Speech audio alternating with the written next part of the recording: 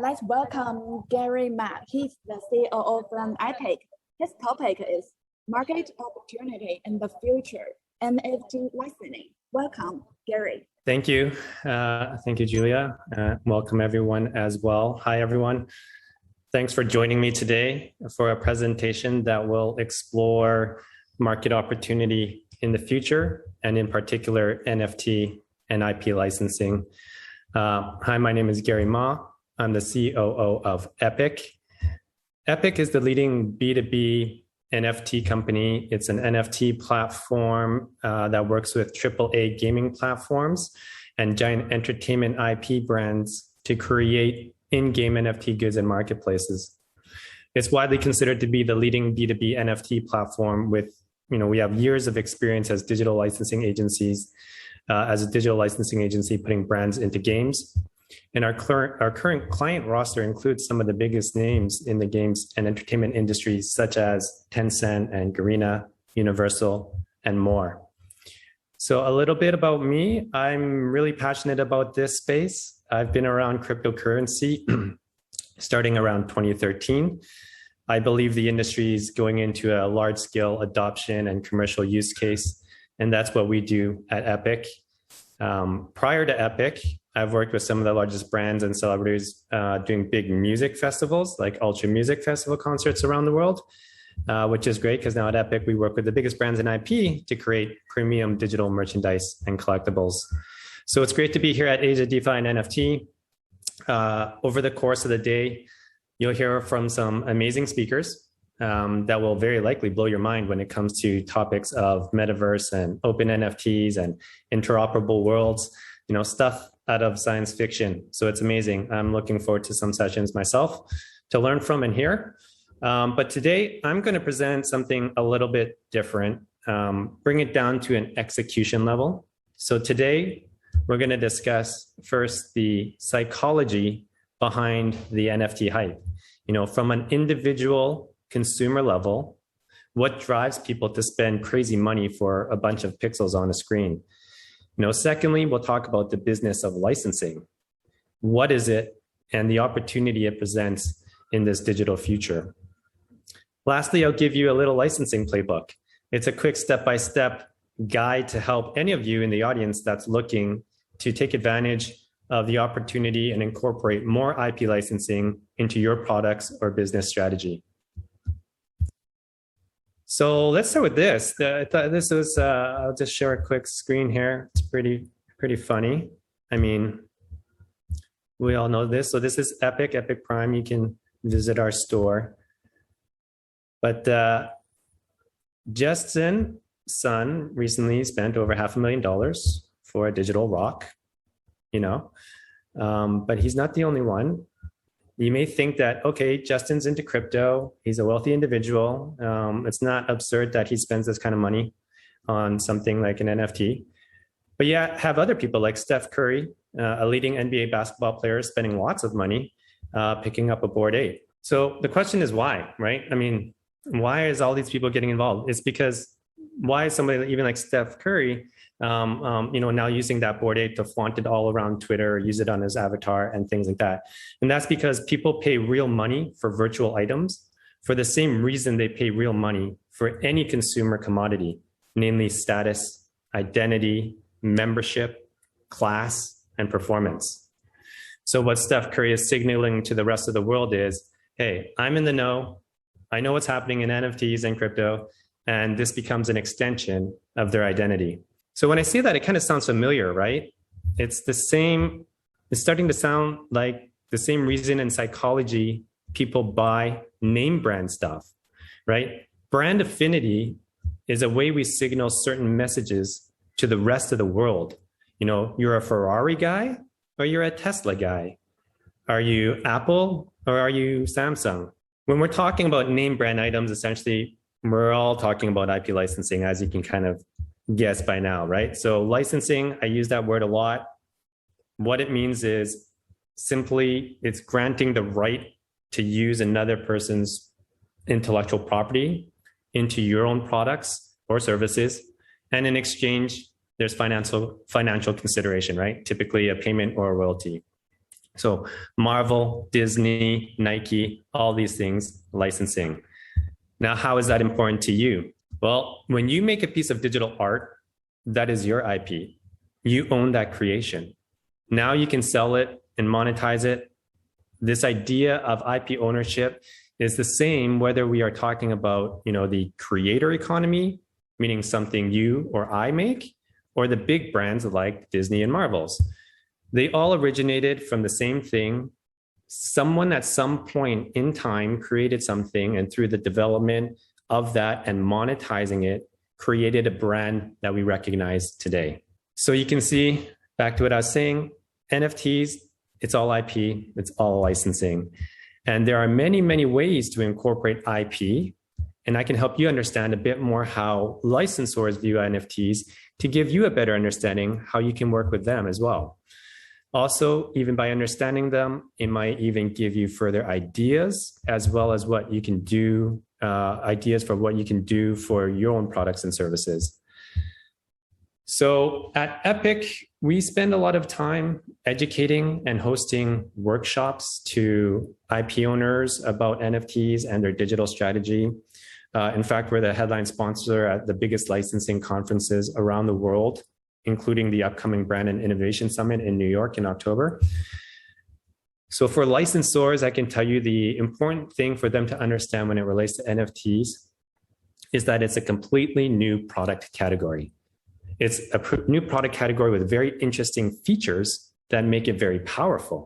Some of those features is like you can verify the ownership, and the NFT and the wallet act like a bearer certificate. So that's one. And the second one is that NFTs are digital, as we know, which means it can represent anything. It can contain or reference any kind of value. And that means we get to do really cool things, with these brand products, with their merchandising strategy, as well as with their marketing and engagement with the customers. So when you combine these elements, brand affinity, with a new asset class and a new product category, you come up with something very powerful. And this offers endless possibilities for you as well in how you incorporate IP and the values and utility contained within your NFTs. It's really up to your own self, your own creativity. So speaking of that, NFT utility and value is something that will be discussed a lot. Because it's the next logical advancement beyond pure digital art. So digital art is great. It's beautiful to look at. You can admire it. But what can you do with it? How do you capture more real value beyond the speculative art appreciation? Well, there's lots, right? Just today, right now, you heard about music rights with NFTs. It's wonderful. There's NFT membership clubs that translate into real world memberships. There's utility inside games and GameFi, which is obviously a massive space in the gaming industry, which is where we operate as well. So I'm sure you get the idea, right? We're only starting to just scratch the surface in terms of what NFTs utility and applicability can be in the real world values. I would say the next area and opportunity that licensing impacts NFTs is in the metaverse. So NFTs are the driving force to the creation of a unifying open metaverse. Digital stuff, which is what NFTs are, right? It's digital stuff that is open, interoperable, transferable, and it's permanent. So in essence, NFTs are becoming the unifying feature and force behind the interconnectivity of platforms and thus, essentially the fabric of the metaverse itself. So licensing and utilizing IP can be extremely important for you from a business strategy. And it may even be necessary for you to even think about using such things to anchor your user's experience to what the real life is that they're familiar with. You see this happen in like VR and the challenges a lot with that kind of scenario, right? In VR world, if you see a Starbucks, and then you see a Starbucks in the physical world, your brain can connect the dots. So that's some of the challenge related to relatability that these types of things by bringing real world presence into these digital experiences is extremely valuable.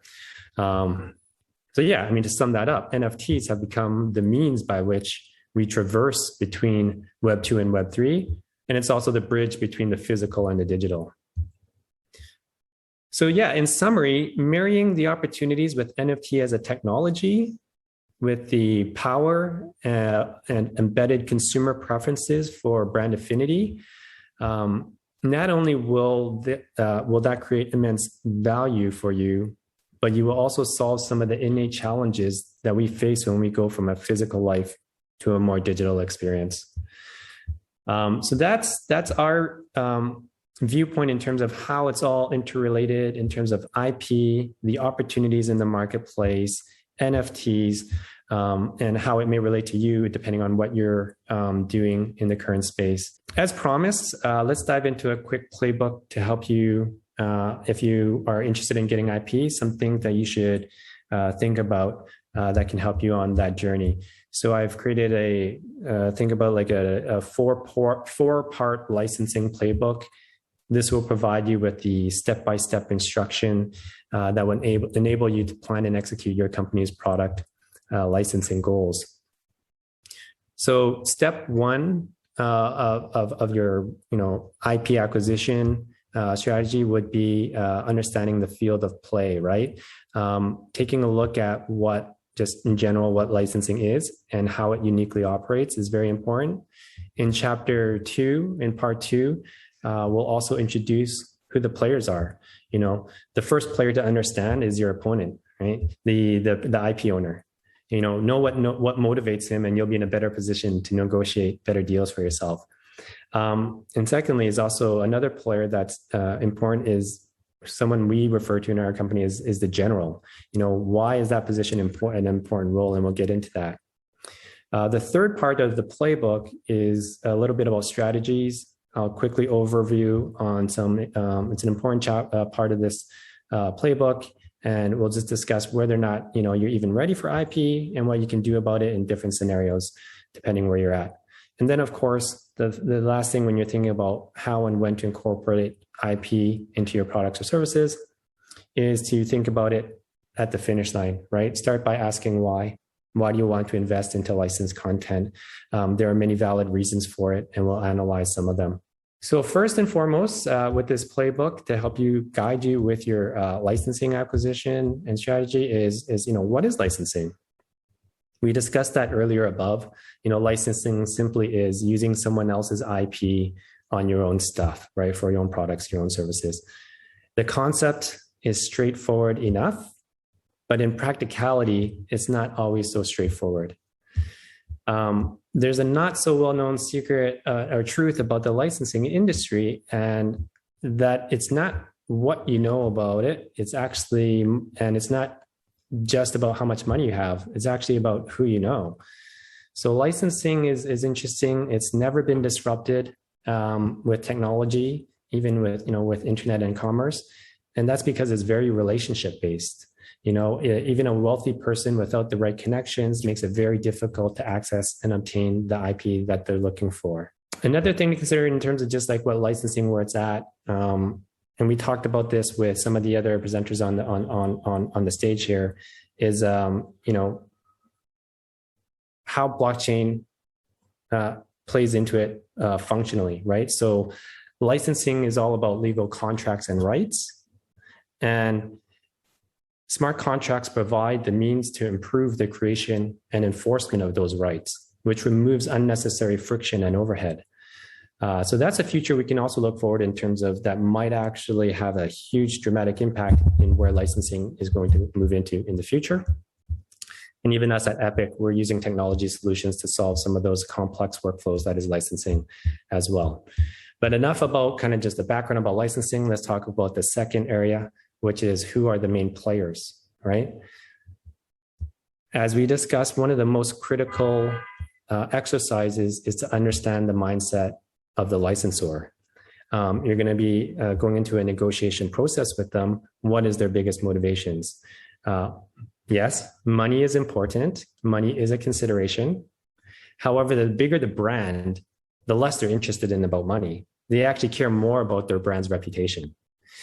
Different licensors also have different strategies for how many deals they want to do in a period. This could be a strategy thing, considering the frequency that they want to go into licensing. So that's also important.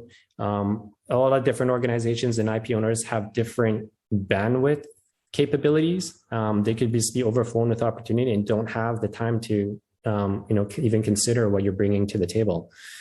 So there's a lot of things that are related to in terms of just this, the mindset of the licensor that could or could not be outside of your control, right? And even some of that could be internal structure inside the company. Who makes those decisions? Is it one owner of a brand? Is it a family-run IP? Or is it a huge publicly traded company with an entire licensing committee? So you can kind of get a sense that it's not a simple situation. Every IP is different, and you should understand them as best as possible when you're approaching them at a negotiation table. We face this a lot at Epik. We worked with clients that are everything from the family-owned IP all the way to mega media conglomerates like Viacom, et cetera. And I can tell you they operate much differently. So that brings us to kind of another player when it comes to thinking about developing an IP strategy, and that is the role of the general, right? The role of the general is thinking about who's doing all this activity for you, who's the one that's going to help you navigate all this stuff. That's the general. So licensing can be complex. What's your plan? How are you going to access the IP owners? Should you be paying? What are the terms? This is all under the general's authority, and this could be internal to your company or it could be external to your company. Internally, you may want to bring that expertise in-house and have somebody that's on your team do it, a BD person, etc. Alternatively, you can work externally, working with an agent. There are certain advantages when working with an agent. A good way to think about a licensing agent is the same way you would think about a real estate agent. A real estate agent can do all the heavy lifting and finding out all the information and researching the right property for you. Similarly, a licensing agent can speed up your process and add valuable insights you wouldn't normally have. So, but is agent necessary? It's easy to see the value there, but is it necessary? Of course not. Just like you can buy a house without using a real estate agent, it is possible to not use a licensing agent. The decision is up to you based on your own situation. I will also add to that as well. Size and budget doesn't matter in that decision of whether or not you want to pursue these activities internally or outsource and use maybe an agent. Some of our clients are the biggest in the world, like Tencent. Tencent can afford their entire BD team and have their own dedicated staff to go out and find licenses. They do, of course, but they also still use agents, like ourselves, like Epik. And that's because what we mentioned earlier, licensing is not a straightforward buy-sell transaction. There's quite a bit of complexity to work through. So long story short, think about your general. There's solutions out there for you as well. The third part we talked about just kind of general, what is licensing? Who are the players? And now let's think about just general strategies, right? The first part of this section is a quick reality check. Not everyone is ready to become a licensee and to attract licensors to want to work with them. Why is that? Because like we said, it's not always about the money. Brands are also looking for the right fit, the right reputation, and the right timing. So if that's in a scenario where you're facing and you're not kind of getting where you need to get, that doesn't mean all is lost. There are some things you can do in the meanwhile. What we suggest is build a track record. The more and more IP that you work with, the more trustable you appear to licensors. You can build your reputation. Start gathering the data, building compelling metrics for engagement and other KPI beyond just money, and be open-minded to IP. As you can see in the marketplace, some of the best performing collaborations are with content that is not perfectly in line. It's actually fun stuff you wouldn't normally see. So being open-minded could actually give you access to opportunities that you may not have been looking for if you were just looking very specifically. Another strategy you can employ to get more exposure to IP is to join forces. You don't have to go about it alone. Epik is the only company successfully putting IP into multiple games and placements at the same time under one campaign. We're actually doing one right now with a major charity organization for 9/11 Day in the US there. That is something you can consider doing for yourself as well, just participating and getting more involved with that, with other people involved. So there are definitely strategies that you can do to get access and increase your attractiveness to IP owners. Approach it like a journey is what we say, and keep getting bigger and bigger and better, until one day maybe Disney even comes knocking on your door, right? So the name of the game with IP is content. As we know, crossovers are a great way. Crossovers are just taking those IP, merging it with your own IP and creating something uniquely different. We've seen that happen over and over. It happens in all different types of categories, not just in digital, not just in gaming. You see it with music a lot when one artist collaborates with another. You see it in fashion. It could be Supreme and Lamborghini or something doing a fashion collaboration. So it happens all the time. And that's another thing, an idea that you can explore as you work with IP as well. All right. So, that's, don't want to go too much deep into it. The last part of, this playbook is what we call it to help people get more involved in IP and licensing. We went through what is licensing, kind of who the players are, some strategies you can think of. And like I said, one of the first things you should think about before you even talk and discuss more about IP and what it means for your business and services is to think about why, right? Why do you want to invest into licensing and IP? What are your goals? Think about things way before getting into those nitty-gritty details about the budget and the quantity and the territories, etc. In our experience, working with hundreds of game companies and marketplaces, the reasons we hear most is, reasons like to increase user engagement. It's more of a marketing tool to play with. It's also to increase user retention. Fresh content keeps players and users coming back. And of course, the last would be increased monetization. We all know it, name brands sell. I think we know that. So, there's an opportunity there to capitalize on that as well. New content means new opportunities at the end of the day. That's about as plain and simple about that point. Consumers love options and they're big fans of brands. So, and lastly, another reason why to license IP could also be just to boost your game's profile, create more credibility for your company's profile. Working with big brands definitely adds perceived value to consumers and investors alike. So think about that before you start making big investments into IP. So to summarize again, this playbook we put together quickly for you to help you with your IP journey is, number one, just understanding what licensing is. Number two, knowing who the players are, the key players, like your general, who's going to help you navigate all these things, understanding the licenser's mindset. Number three, think about your own strategies and given your situation, what you can do to put yourself in a better position to get, more and more and better brands to work with. And then number four, always think of what is your ultimate goals and objectives, right? So think about how it's going to be used within your own products and services that is a value add to your own businesses. So that's about it. We had a very short session available today, but I hope you did enjoy this presentation. I hope it was helpful and informative for you. Thank you for joining me today. You can check out some of our cool stuff at epikprime.com, spelled with EPIK, prime.com. And you can find us on all the socials as well. Thank you, everyone, and enjoy the rest of your time at the conference.